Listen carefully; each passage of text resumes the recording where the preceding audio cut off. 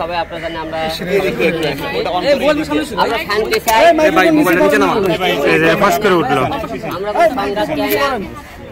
আমরা কোনো মনে করেন কারো চাই না। আমরা শান্তির পক্ষে ছিলাম, এখনো শান্তির পক্ষে আছি। আমি সবাইকে আর আমার কথা, আমাদের মাননীয় প্রধানমন্ত্রীর কাছে আমার একটা প্রশ্ন। ভাই ধাক্কা দিয়েন না রে ভাই।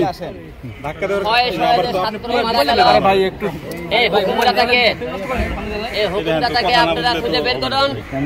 কে হুকুমদাতা যারা আমাদের এত ছাত্র মেরে ফেলে দিল, আমাদের বাংলাদেশে এত সম্পদ ধ্বংস করলো, এবং আমাদের আজকে ছাত্র আন্দোলনের মধ্যে বিভিন্ন রাজনৈতিক দল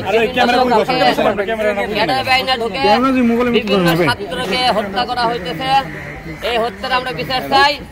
এই ধরনের হত্যা আমরা চাই না, দেশে শান্তি চাই।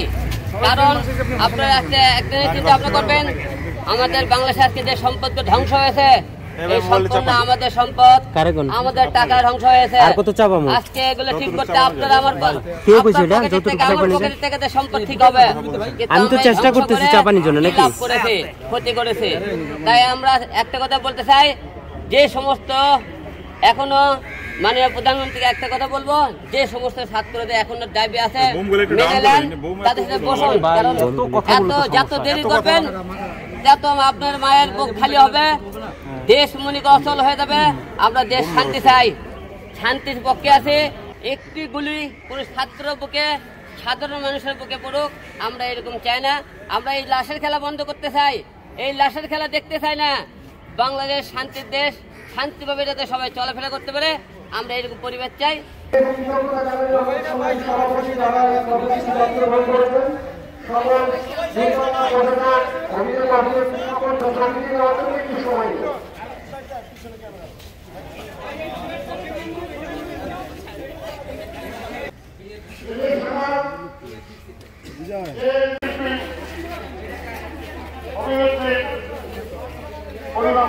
যে হিরো আলম, কালকে তুই রাত্রে ছাত্রদের পক্ষে কথা বলছিস কেন? ছাত্রদের পাশে কেন?